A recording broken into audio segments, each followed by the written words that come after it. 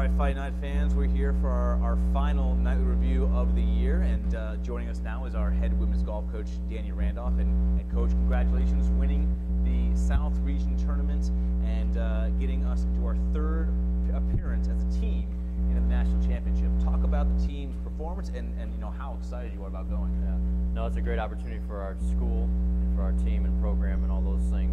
They did a tremendous job those 3 days. So proud of them to come through when we needed to, especially to win it. That's a big deal to win it, not just to get through. But I think it just showed who we are, our consistency, our depth, where it could be anybody, any day that helps us, and literally it was somebody every day to do that. So that was huge for us. Now, we're going to take people back last year. We go into the SSC tournament with a lot of hype. We were leading out for the first 2 rounds, then we kind of fall into second place. Then we go in the regional tournament, getting a lot of hype, and we don't qualify. Right. This year, we go into the SSC tournament, already had a bunch of wins, finished third. Right. We go into the regional tournament, and the first round was not bad, but it wasn't like what we have been getting, the hype that had been surrounding us. How did you get the girls refocused on the tournament, and then, you know, again, how did these girls to win it is a testament to them? Right. Well, I think a lot of it was them, of just understanding that it was 3 days. It was going to be a long 3 days, and that we really didn't play that bad the first day. We were actually 1 shot under our average for the year, and you know, it looked like we were 7 back, and from Nova and Armstrong, Atlantic had played very well. You know, but you kind of look at averages, saying, okay, where are we at? Where do we fit into this? And so we just had 2 more days, and it certainly helped. I think confidence-wise was to get off to good starts both days. When we did that, we made the turn. The first 9 holes really well. The first 2 days, the front 9 was definitely a little bit easier than the back 9, especially the last 4 or 5 holes of the back. So we just got ourselves off to a good start. We were able to carry that through, and that's where like I said, I think a lot of the credit goes to them. I just tried to stay calm and continue to let them know those type of things. Carrie, our assistant, was there. She did a really good job as well of just talking with players and helping us kind of get through those steps. When you have 2 coaches on the course, it makes a big difference to just having one. All right, Coach, so this is a team that's relatively inexperienced. You know, last year you guys made the regionals, but you only have one person, Ellen Chambers, who's been here multiple times. How is that kind of offset the inexperience? Is it playing on a course where we won 3 times? Yeah, I think so. I mean, we're gaining experience as we go through all this, and that's what's really good. We've been in some really good positions, and we just didn't close. And this time we did close because we've been in those positions. That's one thing I try to talk to him about. But the comfort factor of playing at the Legends course that we have 3 times, like, yes, that is definitely, hopefully, an advantage for us in a lot of different ways. It gives us confidence. Gives us a mindset that we certainly can win there. We can play well there. All those things. And what's the most important thing these girls can take away from this experience at National Championship? I mean, it's a once-in-a-lifetime opportunity, and that's the one thing we tried to talk about was, like, take advantage of the opportunity right now.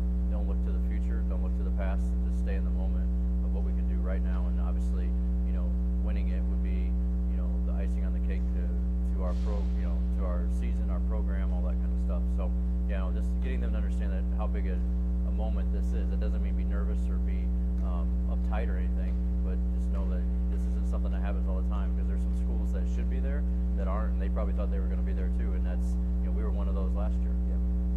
Well, the Fight Nights will start play at the NCAA Division II National Championship on Wednesday.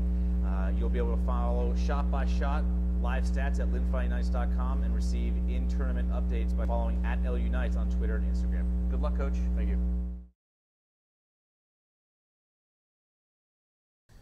All right, Fight Night fans, we're now joined by Daniel Young of the men's golf team. And congratulations, Daniel, on making it to the National Championship. It wasn't an easy way to get there, though. So talk about the tournament, especially the last 6 holes where we were really clawing to qualify for the National Championship. What was going through your mind, and how did you elevate your game to get us there? Well, we made it a lot more difficult than it should have been. The last 6 holes, I knew it was pretty close, and I knew I was playing well, so I just kind of tried to take care of what I knew I could do and almost kind of carry the team over the line.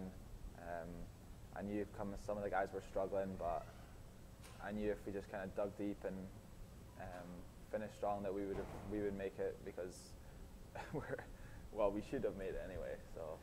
Now, I know that there's some crossover on some of the holes there, and you're able to see some of your teammates. Were you able to give them any motivational speeches to get them going? Yeah, I gave a couple of the guys a bit of bit of my mind just to kind of get them going a bit, because as a senior, I didn't want it to be my last round of college golf in regionals. So I knew we're good enough to be in nationals, so we didn't want to kind of blow it the way it was looking at one point. So I gave a couple of the older guys a bit of my words just to get them fired up for the last few holes.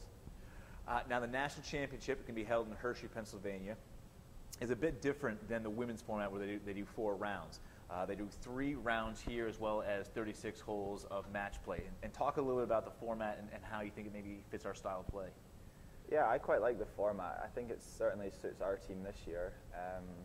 It's kind of the 54-hole stroke play is just like any other tournament, so it's a case of just doing what we've been doing all year, playing solid in the stroke play, getting to the top 8, and then from there it's basically match play, and you play against other teams, but it's one-on-one. Each player plays a one-on-one match, playing for a point basically for your team. So I think it certainly benefits us more than a lot of the other teams. We've got such a strength and depth in our team, so all the guys are kind of one-on-one. I think it gives them a little more fire, and especially the younger guys, it kind of takes a little bit more of the pressure off them. They just know it's a one-on-one match. They can go out and just kind of throw everything at their opponent and give it as best a shot as they can. Now, this is going to be the 6th NCAA championship appearance for the Fighting Knights, and Danny, this is going to be your 3rd personally. In your freshman and sophomore years, you participated. And what kind of motivation, or what are you going to be able to instill on some of the younger players who haven't been here before? Well, I think the younger guys have all played in big tournaments, so I don't think it'll be a problem with kind of this stage, if you like. I think the guys will know, they know what we've got to do. They know we're good enough to go all the way and win it. So it's just a case of taking it one round at a time and kind of doing what we've been doing all year. We played great golf all year, so we just need to kind of keep it going for one more tournament, push it, give it one last shot, and basically see what happens. But I think the younger guys will be fine. I think me and a couple of other guys that have played in national champions before can kind of use our experience and kind of almost drag them along if they're kind of struggling a little bit. But I don't see it being much of a problem for our younger guys. I think they know what they're doing. Now, lastly, we're gonna leave this on Danny. You've played in 3 national championships, or you're going to be playing in 3 national championships. You've been here for a long time, 4 years, and you just recently tied the school record for top 10 finishes. You have 16 top 10 finishes in your career. 1 tournament left to gain sole possession of it. What would it mean to you personally to hold that record as well as leave with a national championship? Yeah, it would be great.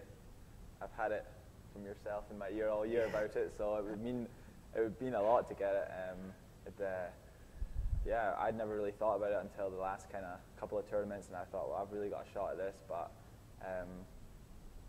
I think if I can get both, I'll be very happy going out of Lynn. But would you sacrifice the top 10 for the national championship? Yeah, definitely. Coming so close 2 years ago, knowing the feeling of getting so close and finishing runner-up was brutal. I've never really felt anything like that. So I would certainly sacrifice the top 10s for a national championship. Well, you can follow Danny Young and the rest of the Fighting Knights when they begin play at the NCAA Division II National Championship in Hershey, Pennsylvania on Monday, May 20th. The guys will be teeing off at noon. They'll have hole-by-hole live scoring at LynnFightingKnights.com, and we'll have updates on Twitter and Instagram by following @LUKnights. Thank you, congratulations, and good luck. Thank you, Chad.